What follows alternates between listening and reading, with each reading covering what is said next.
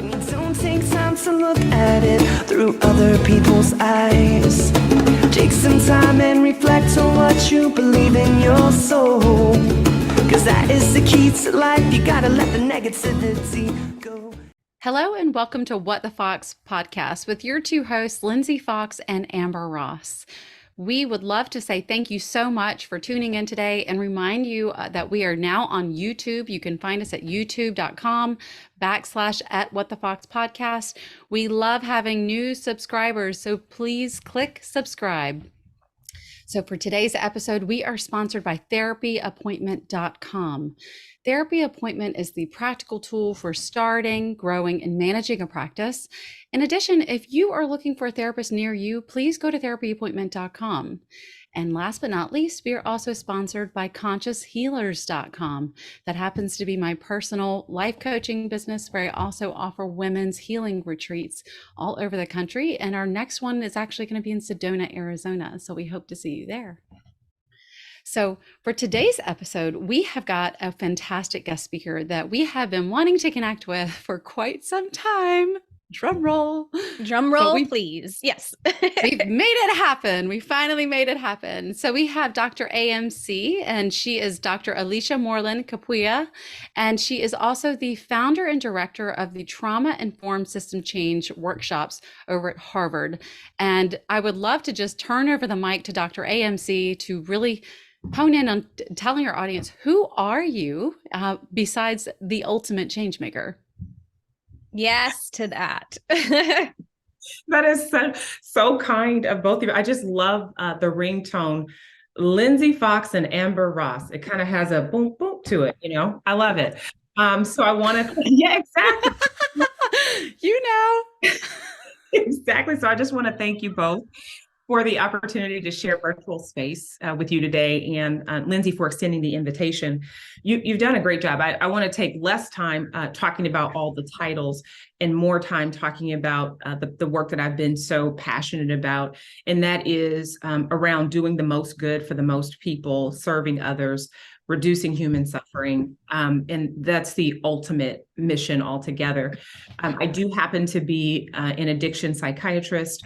I've worked in the space of trauma. I still work clinically. I also have the great privilege of being able to teach the next generation of physician leaders and healers.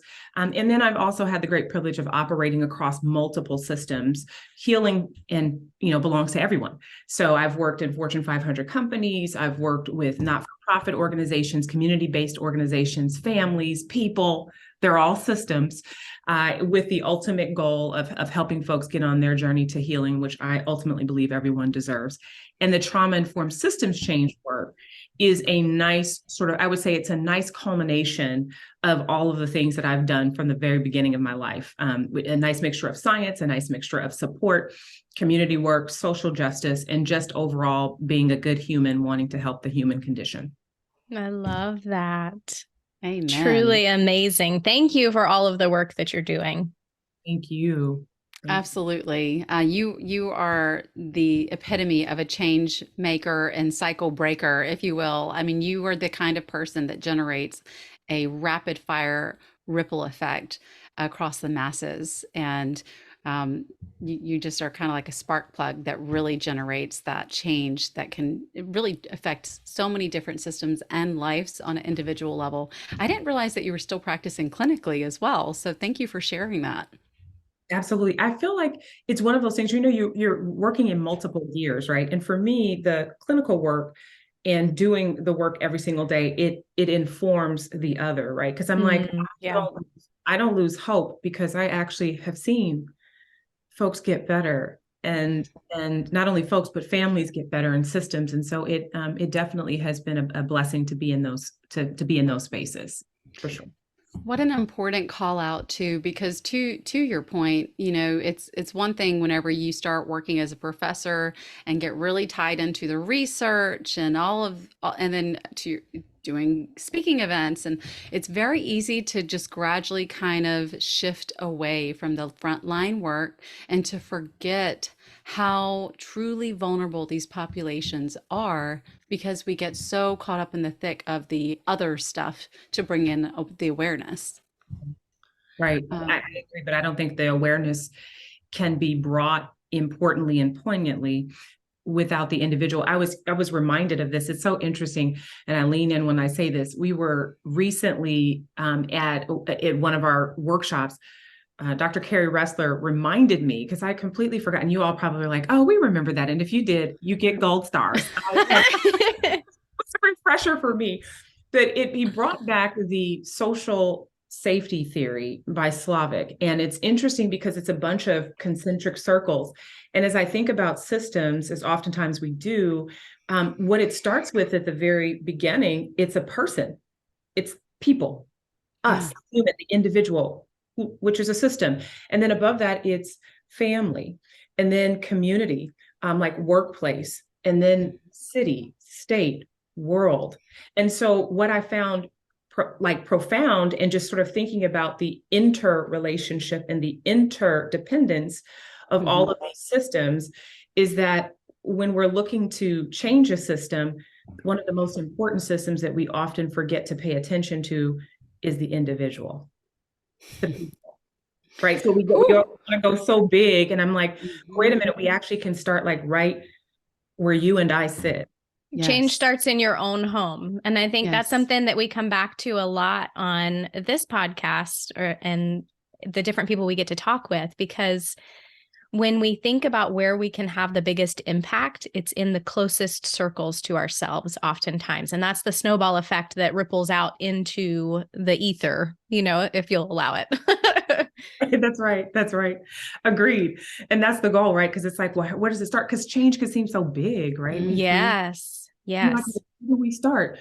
It goes back to the great philosopher, one of the many great philosophers, but one in my mind is Michael Jackson. It's the man in the mirror. Yeah. I'm talking to the man in the mirror. I'm asking him to change his ways. And nothing could have been any clearer.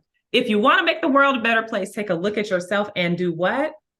That change. Be the change. Yeah. I don't think I've ever heard him referred to as a philosopher, but you are so right. And I love that. I'm going to use that with my kids. That's going to be our focus for the next week. Philosopher, right? It's so true though. I mean, think about that. It's so simple, yet it's so complex. It's so hard for us to work on ourselves, and knowing where to start within ourselves to do that work. And even as gosh, I can think about this in so many different layers here, but I happen to be an empowerment coach as well as a therapist. But as an empowerment coach, a lot of the people that I work with, they are the helpers. They are the caregivers. They are the people that put everyone first except for themselves. Their needs are constantly on the back burner.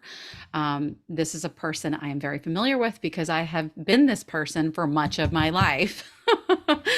And it really does require you to pause and investigate, how can I begin that process within so that I can help others be the best that they can be.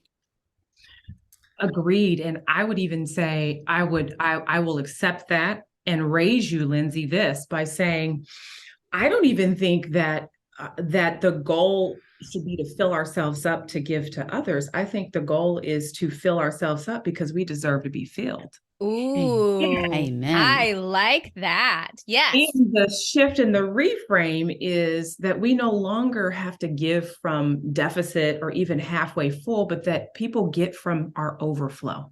It is what is flowing from us. We talk about that all the time. Yeah. You can get an overflow. Yes.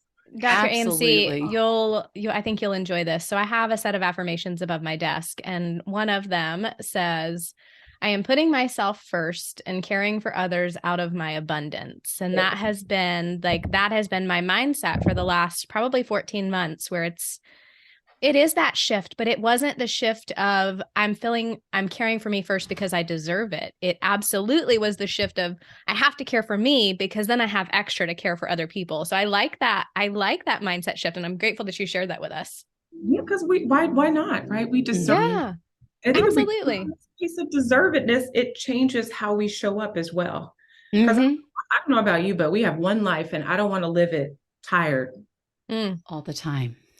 All the time. Right. And it's not like we're talking about the kind of tiredness. I'm not talking about a physical tiredness. I'm talking about where your soul is tired. Yeah. Yes, ma'am. Yeah. It's not sustainable to have your No. soul tired. And so to the extent that we sort of reorient, pivot, reframe, and then ask others to join us, to invite others to join us in this sort of, Absolutely. right? Yeah. Get the things that we both need and deserve. 100%. 100%. Actually, earlier this week, and I do not know the poet's name, so I apologize in advance. The name of the poem is Good Grief. And it said, it's right, it's just good grief. And it says, I'm recalling this here, so it might not be perfect, but it said, let your heart break so your spirit doesn't. Yep. On, wait a minute. Wait, now we're preaching to each other. Now, see, this is this is chicken soup for the soul. Okay. I did not realize I was going to church today. I think I'm right where I'm supposed to be, and I appreciate it, and I'm grateful for y'all. And I'm also aware of the fact that I love the brains and the heart that are on this call right now, because we have dived right into the meat of everything. And I'm conscious of that let's roll it back for 1 minute, because Lindsay, how did you come across Dr. AMC? How did Dr. AMC get here? Because that I think is relevant to the conversation. Sure. Okay, Lindsay, before you say that, could you put that quote in the chat box, please? Absolutely. I'll email you the poem all together. So you will have that. But I love that. It spoke to the depths of my soul whenever I saw it. And I felt very connected to it. So you bet we will share it and sing it at the rooftops. And we will make sure that all the listeners have access to it as well. Mm-hmm. Yeah, it is really kind of like a foundational thing that I'm incorporating within my stuff with my clients, and I love it. So how did we meet? Great question, Amber. So Dr. AMC, I know you're not super familiar with What the Fox podcast and all the guests and stuff that we have on, but they come from all walks of life, all like people that you just wouldn't believe. They're just random people that I've come across. And I happened to, this all started because I attended the McLean Trauma Conference 2022, and this is by McLean Hospital, which is a part of like Harvard Medical School's entity. So that was my first time actually attending that conference. Everyone has spoken so highly over the years. So I said, oh, I'm so grateful for this opportunity. So in that is when Dr. AMC was a speaker, and she also spoke of the trauma-informed system change workshops that she oversees over at Harvard. And I thought, wow, I have got to do this. And this wasn't something I said, oh, I need to do this for, continuing education credits. That wasn't my mindset. It was truly like, wow, this woman is she's a powerhouse and is going to make a tremendous difference with this program. And I want to get in on this. Yeah. So that's really how we met, is that she was the primary speaker in conducting these workshops. And it was very eye-opening to attend. And it was one of those things where I thought, wow, more awareness needs to get brought to this, where we're not just learning about it through a trauma conference, where of course the most likely candidates to attend would be clinicians. And while our listeners for this podcast tend to be clinicians, it's also a wide range of other people. And we want those people to attend these kind of workshops, because it's that ripple effect that can just take over. And I agree with you. And I want to come back to what Dr. AMC said. Clinicians are humans first, right? So we're all taking this back to that human element of, we can impact change. We can get that snowball rolling down the hill, and it starts here. So I'm grateful, because I remember, and the reason I brought that up, I specifically remember the moment that Lindsay came out of that conference, because I got like 10 text messages and she was so excited. And one thing I have learned over the years is like, the light in Lindsay recognizes the light in incredible humans. Like there is no mistake that you are here. There's no mistake that y'all's paths crossed. And I wanted to take a moment to share that, because it speaks volumes to the presentation that you delivered. Like your discussion in that workshop it created quite an impact here. So I just wanted to share that, because we are grateful for you. Well, right back at you. I remember that Lindsay was offered just as much. I know you feel like you got a lot, but you also gave quite a bit. And folks remember specifically the contributions and comments. And I love this discussion of light. I'm actually reading a book right now by John Meacham about Lincoln and his whole story. It's a whole nother story, but it is, and there was light. And it begins in the foreword talking about this, what the word fiat means, and that fiat in the Latin is that it shall be done. And that one of it, whether you're spiritual or not, the beginning of the Bible as a historical text, right? One in Genesis, it talks about, and there was light. And this idea that perhaps that this idea of there being light, it not being fully fulfilled yet, that's something that us humans get to do as we carry the light, and we are the light. Anyway, so I just, it's amazing. So this institute, I have to say, okay, I got goosebumps. We all have goosebumps. We're all leaning forward in our chairs. We are all fully engaged. I literally, I live in love to engage richly with folks who are like-minded and just have hearts, right? Just have beating hearts. That's all that's the only requirement. If your heart is beating, we can be in community. That's it. So it's interesting because when I actually was at Oregon Health and Science University since 2009. I did my training there. I did my fellowship there, and then I stayed on as faculty, and I'm actually still on faculty at Oregon Health and Science University, and still am very much engaged there. I was recruited to come back east here back in 2017, but I didn't come back east until 2020. Now, this is interesting because some folks will say, this is so odd. Why would you wait until the middle of a pandemic to take your whole family, right? 3,000 we didn't have anything better to do. Okay, now that's true too, right? It's like, okay, we're not going. Where are you going? Where are you going? Well, we were going to Boston. So we headed, took the whole family, and we traveled back east here to start really anew. A part of it was for us, it was important for the transitions. We had a kid going off to college, a kid getting ready to go to high school. And it was like these natural transitions felt normal. So I and the folks that I was sort of talking with here at McLean, I said, if you could wait for me, then, we'll make our way there. And we did. And it was, what I would say, it's been a blessing. Part of the reason coming here was because I've been doing the work that we're doing right now at McLean through the Institute, and I'll talk about briefly, is work that I've been doing now we're in 2023, almost 20 years now. And it's amazing when you get to a space and time where everything that has mattered the most to you is prioritized and supported and expanded in a way that it can reach the most folks. And that was the purpose of coming here, is because there was an opportunity to expand the work. So essentially, the Institute for Trauma-Informed Systems Change was born in 2021. I got here August 5th of 2020. I built my lab. It's the equivalent of my lab, me doing sort of research. So folks are like, it's the middle of the pandemic. What are you coming to do? And I'm like, the work. Yeah, I am AMC.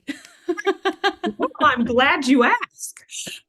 So essentially it was like, okay, well, while I'm still doing the clinical work and teaching, doing all that stuff, we're going to build this thing, because it's not like we were starting from scratch. It was, how do we scale it up? Because what we're doing, and everybody deserves to have access to this information. I often refer to myself as the, as the Robin Hood of neuroscience.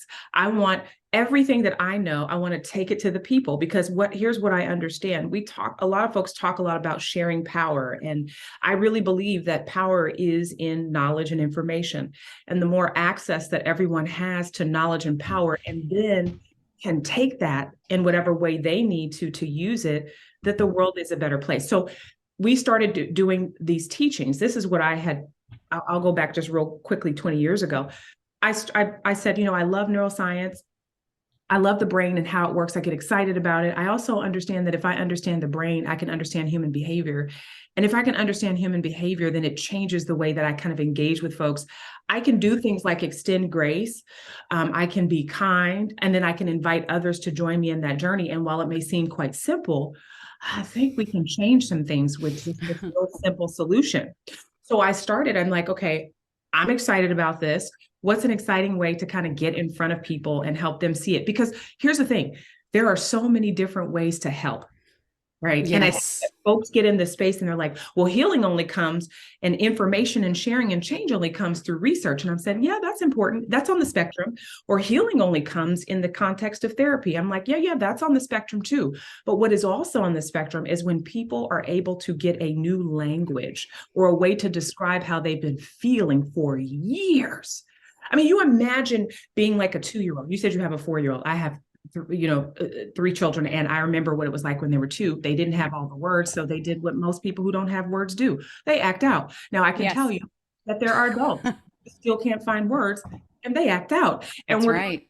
about why this is the case. But here's what I've discovered in this work that I've had the privilege to do. When you help folks discover and find words to describe that which they have never had words for, it is the most liberating, healing thing ever. So if we're saying on the spectrum of like healer and be healed, that there are so many opportunities and ways in which we can do that, coaching and teaching and sharing is one of many. So that's the space that I decided to get in. I'm like, okay, I've got a curriculum. Yes. I see that when people train and they get this information, they actually take it and go back and do something different. They create conditions for safety and belonging. They help move things forward. They're different folks. So I'm going to do that. And then I'm going to research how it's done and put it out myself. And so the Institute is a culmination of all of those things, a recognition that healing doesn't just come one way, and that healing doesn't just drop on people's spirit either. It's an intentional thing that has to be worked on. And sometimes folks need a little push. And there are many things that we need healing from: racism, discrimination, all the isms, hatred, violence, all of these things. And so this is my way. I can't be a therapist to everyone, but I can certainly, I can teach everyone. That's right. That's right. And I mean, truly, and I love that you just emphasize the power in words, the power in language, because I talk to Amber about this all the time. This is a recurring theme within our episodes. The power of language, the power of knowledge, and being able to give people words and the psychoeducation around things to make sense of why things occur in the way that they do. The whole idea of like you have to name it to tame it. Oh my gosh, there's just so much power in that. And it's like you can, one moment, just like you can feel that healing take place in the moment that you are supporting that person and walking through that journey or that pathway with them, whether you are a teacher, a therapist, a coach, whatever. You can feel that light bulb moment click for them, where in that moment their life has changed. They cannot unsee or unknow what they just pieced together, and it is going to change their life. I agree. And I think the second piece of that I heard when both of you were talking is the aspect of community and understanding that you are not the only one feeling this thing. You are not the only person on earth who has experienced this situation or this challenge or this hurdle, and that ability to be able to say, okay, we can overcome this. This has been done before. This is something that, there's a word for it. There's an education behind it. There's a tool for it. There are things that can be done to overcome and to grow and to learn. And I think that empowerment piece and that feeling of belonging and that feeling of not being an outsider or not being an outcast, I think is a crucial part of this. I agree wholeheartedly. And I want a full disclosure. If you hear, this is real life, everybody. And so like, if you hear a little bit of noise, we had to have a plumber come in. So I hope it's not too loud. We can't hear anything. Great. We can't hear anything. If it is, just let me know. But I'm just like, oh goodness, it's always, I was hoping that they'd be here a little earlier, but it didn't, Dr. AMC, Listen, this is real life. This podcast, this episode, all of the things that we talk about, there is no such thing as perfection. There is only the moment that we are in. And there's always fun. So not to worry at all. I think this is a great discussion. Worst case scenario, you can use it as background music, just put a Yeah, exactly. Hey, we'll find a use for it. You were A-okay. So something that you had mentioned prior to us recording is how you recently, you and your team had completed some research that just became publicly accessible through the Journal of Public Health. Can you say more about what this research is on and how our listeners can gain access to it? Absolutely. Well, first, one of the key important things for me about research is that it is open access. And so part of what I have built myself on and believe to be so important is that I want folks to know what I know. Because if you know what I know, then you can, whatever I have to give, it's yours to have. So we, for us in this trauma-informed systems change space, it's the recognition. Again, I started out by saying trauma and healing is really everybody's business. If you look at the stats from the World Health Organization, the Centers for Disease Control, all of them suggest, the World Mental Health Surveys, they all show that at least 7 out of 10 human beings will at least experience one traumatic or adverse event in their lifetime. So it means that trauma and adversity, it has no name, it has no color, it's everybody's business.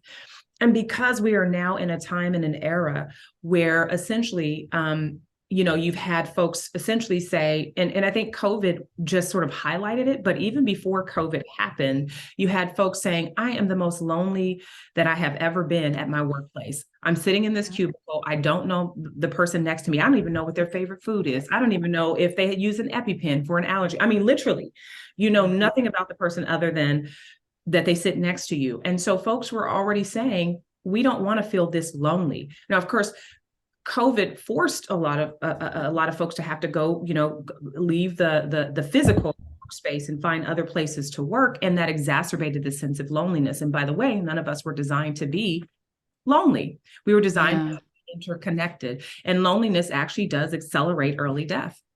It really does. That's just a fact. And so part of it was, how do we help organizations, not just in COVID was a prime opportunity to kind of think actively about this, but the reality is that 21st century organizations have to be thinking about this anyway. Mm-hmm. The workforce has said to the workplace, we will no longer be in a space that does not value us, care for us, see us, prepare us, and in some sense of the word, and I'm talking about agape community kind, love us. Mm-hmm. I'm not going to be in loveless spaces. And so essentially what's happening is that you're going to have no longer a workforce if the workplace doesn't adjust. So here's what we were already ahead of the curve on this. We said, okay, it's not the only way, because I don't like, when folks step into the space, it's the only way to do it. It's not. It's one way. And it's one way that I invite people to explore more with me, to be a little bit of, to be perpetually curious. We said that there are trauma-informed work spaces, and there's trauma-informed leadership, there's trauma-informed organizations. We believe that we know, and the work that I've had the privilege to do for the last 20 years, of what it takes to get there, to fidelity. And we also believe that if you are wanting to be a trauma-informed organization or person, there are not only specific knowledge base that you should have, but there are also specific questions that you should be asking yourself in your organization. What we recognize is that people are doing the work, which I am so excited about. Folks will say, I'm trauma-informed. And then the question was, well, how do you measure it? And folks are like, well, yeah, that part. So we've developed, right. Well, we've developed the very first seminal survey on what basically how a measurement for culturally responsive trauma-informed systems change, a pre and a post. And we're like, wow. Need to be measuring this. If anybody who's doing any work in trauma-informed, you can use this free tool that's a part of this publication, use that survey as a pre and a post and measure it. Phenomenal. Even use it as an assessment for where you want to go. But essentially, we're saying these are the things that every organization, person, or system should be thinking about and doing if they really are dedicated. And this is the thing, to sustain change over time. That's and the right. ultimate goal is to create the conditions for safety and belonging so that we have a workforce into the 22nd century. Oh, yes, yes, yes, yes. I mean, when you think about the great resignation of 2020 and 2021, I mean, we lost across so many different industries a plethora of people. And in fact, I believe it's episode 5. We're now on episode, well, 50 plus, but on episode 5, we actually had one called The Great Resignation. The burnout of a Black therapist. And Yeah. it is a dear friend of mine came and shared her story about what life was like in 2020 as a therapist, and while navigating this major cultural revolution that was taking place in addition to the pandemic, and how her workspace was responding to it or not responding to it. Right.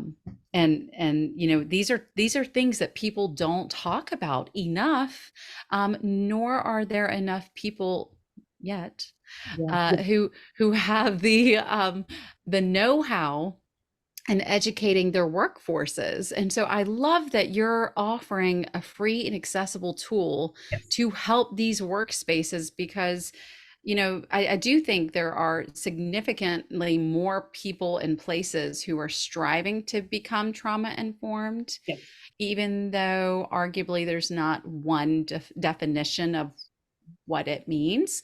But people are doing a lot better because they're learning to know better, which is pretty profound. And I wonder, Dr. AMC, do you have kind of a condensed version of how you can explain what trauma-informed really means for someone who might just know that terminology from, like, say, Instagram? Absolutely. Well, it is in essence, it is the recognition and acknowledgement that trauma does exist. And it almost is we're calling folks to kind of take universal precaution and to say that everyone handle everyone with care. In other words, not that we can't have conflict, but it's the recognition that something has happened to someone at some point or will happen. And because we know that to be true, there are specific things in the environment that we must do. Of being chief among those is creating safety. And I'm just going to put it this simply, because safety, it has to be at the center of it all. Because if there's no safety, then we never get to truth or reconciliation or healing. So it is starting with safety, and it is the opportunity for an organization to honestly and earnestly ask.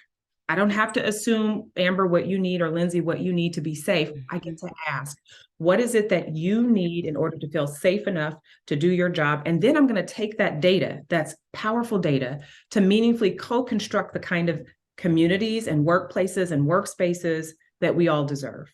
It is really that simple. That's the melted down version. Now, of course, you go and you can look at all the trauma-informed principles, right? Yes. There are 6 of them, but those principles mean nothing if we don't put the meat on that bone. So I'm working with a large organization right now, and it is, right, the principles, they guide us. But of course, what we have to add into that there's subcultural and cultural context. There are, right, they're just, engineers are in some ways different and communicate different than nurses do. And that's fine. By the way, that's not an issue. It's the reality. So it's, Harvard Business Review in March of 2022 just literally featured an article that said we need trauma-informed workspaces. This is the Harvard Business Review. Yeah. Everybody's talking about it. My ultimate goal is, if we're going to talk about it, and while the manifestation may look a little different, there has to be fidelity in which we do this work. It's not, it is a practice.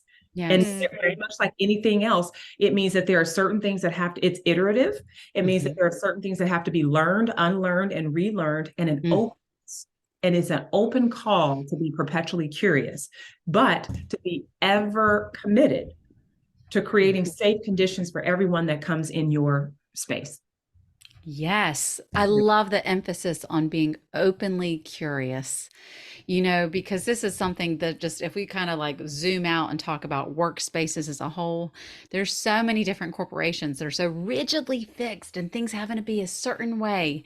And My goodness, to be openly curious is like asking some of them to like bend over backwards and do a backflip. But it's like, in order to retain your employees and to get better employees, you have got to get on that bandwagon. It's imperative if you want to keep your business alive in today's times. Businesses are on life support. Yes. Yeah, absolutely. And you're providing the life support for them. I'm like, this is the resuscitation. This is one way to resuscitate. And all you have to do is chest compressions. You are helping them stay alive. So you got for real, you're absolutely. I would love to put you in touch. This is a sidebar. I'm going to just say it before I forget. I'd love to put you in touch with a woman named Catherine Manning. She's the author of The Empathic Workplace. Yeah, she's the one who wrote the article for the Harvard Business. Oh my gosh. That's her. Okay, yeah. Well, Catherine, I know Catherine. She is lovely. That's so funny that you're talking about the same person. I was like, oh my gosh, you've got to meet her. I've never met her, but she wrote that article. She's phenomenal, and she has made it her life mission to. That's hilarious. Of course, we're talking about the same person. She's amazing. So Catherine is who, and she's coming on the podcast later in the season. So we will hear more about her book at that time.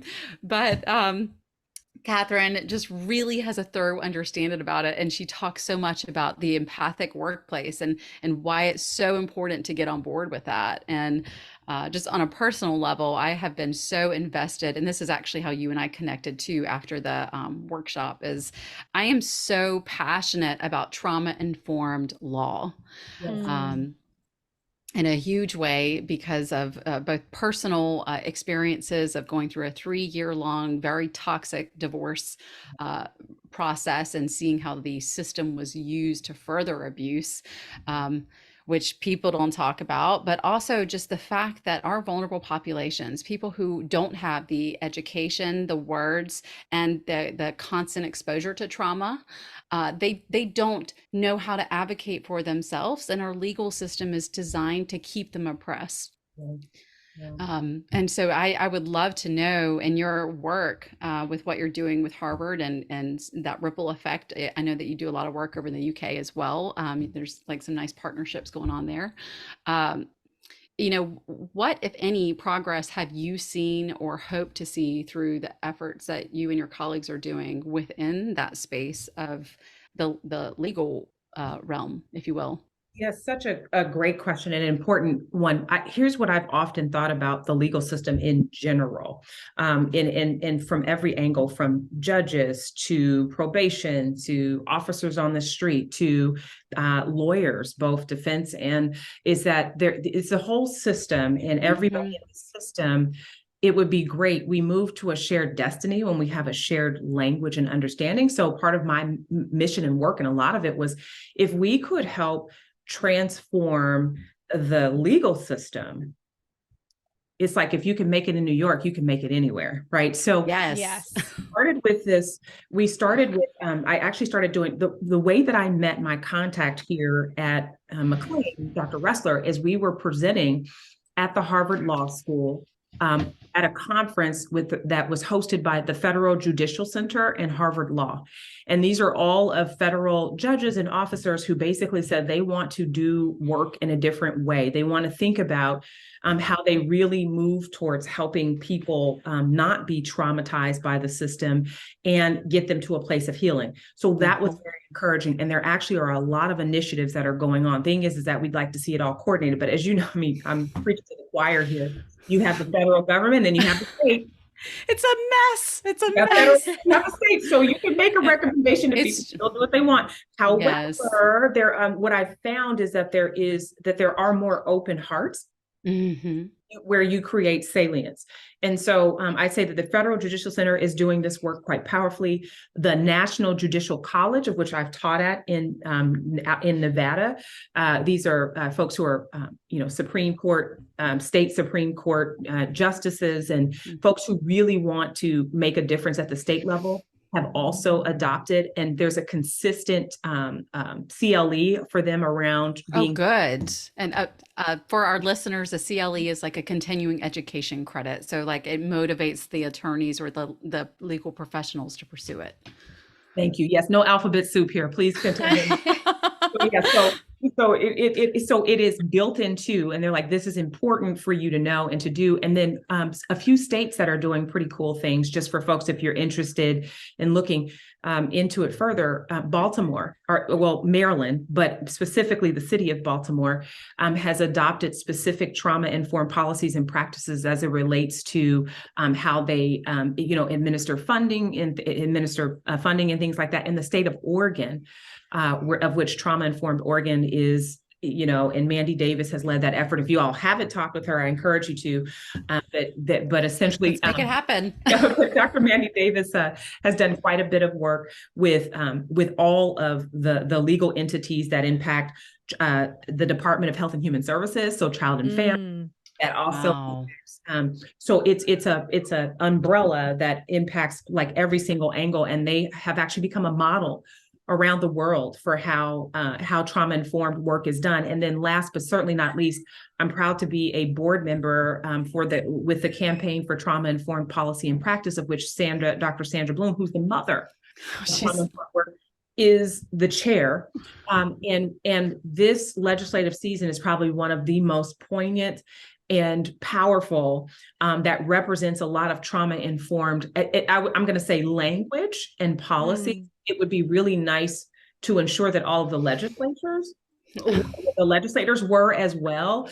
But yes. I think here's what I know about trauma-informed messages is that, again, trauma is bipartisan. It doesn't care again who you are. It does not discriminate. It does not at all. And when you start to have the conversation and you build these salient moments, it really does break down all those barriers, and it invites folks to come into a space and to look in the mirror respectfully, and to build some consciousness around what their real responsibility is, because they lose sight, I think, yes. of you're there to help the human condition. Mm-hmm. You're there because you said you wanted to serve the public, not yourself or anything. That's right.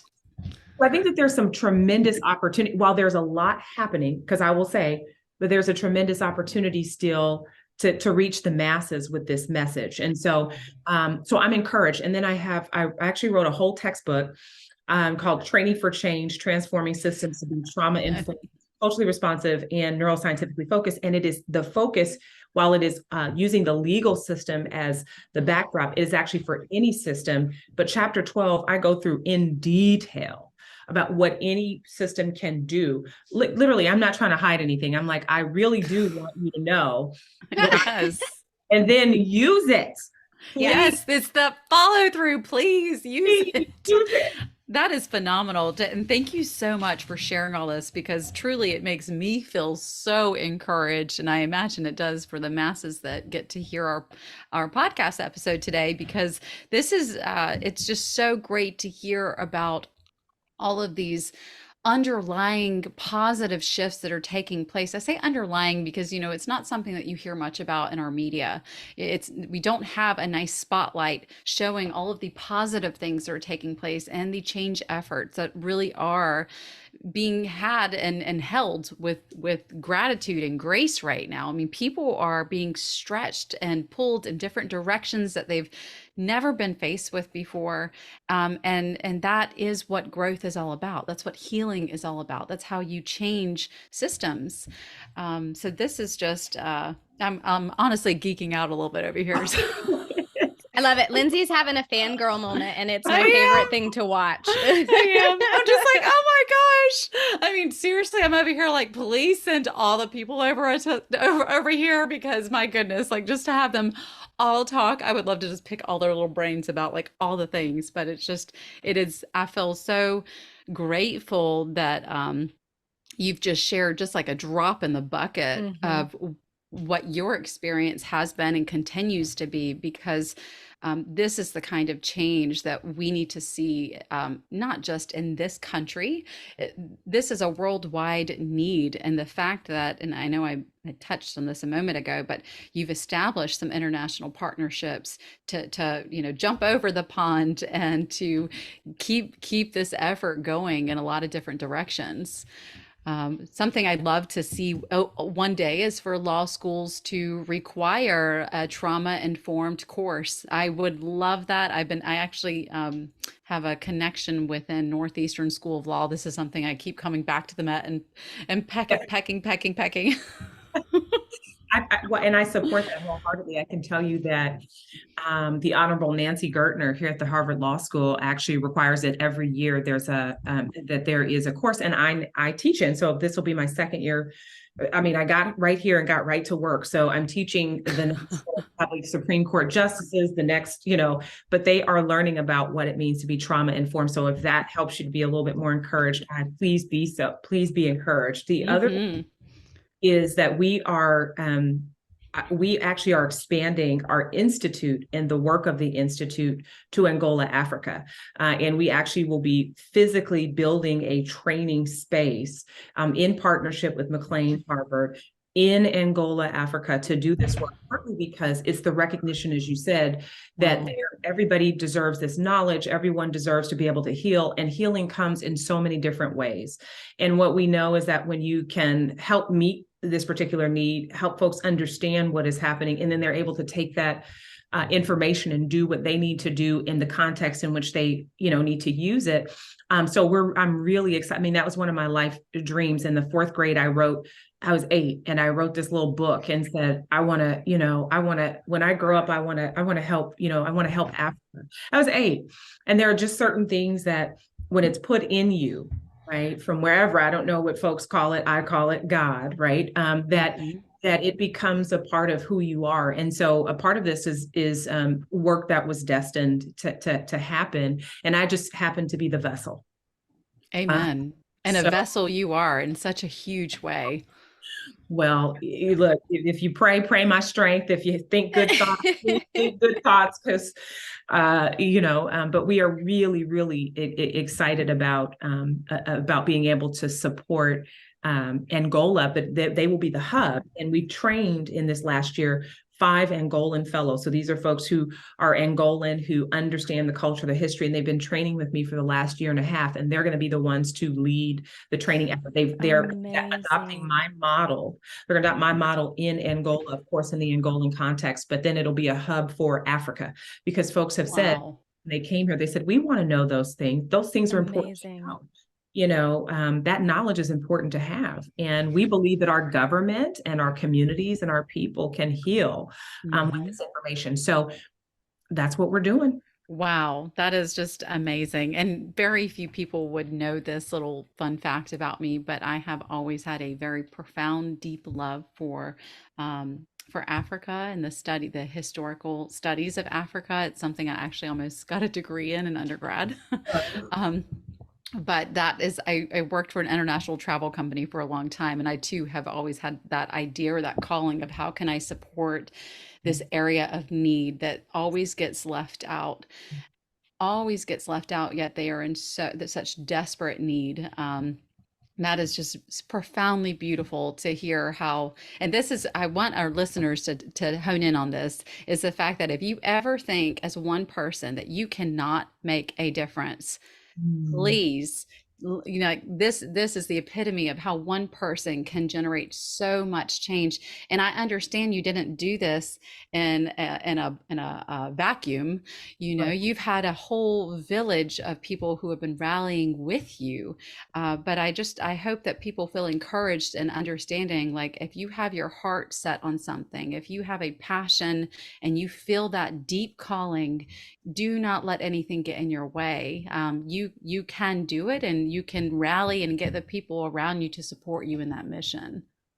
And I'm grateful to Lindsay and Amber for doing that today, for demonstrating what support looks like in reality, right? That it definitely does take community. And I'm appreciating the fact that we were able to be in community here today. So many thanks. Too. Absolutely. Thank you. And I know we've managed to cover a great deal of topics, and we're still just scratching the surface, I think, of everything that you have to offer and everything this conversation has to offer. So I'm sensing that there will be follow-on episodes.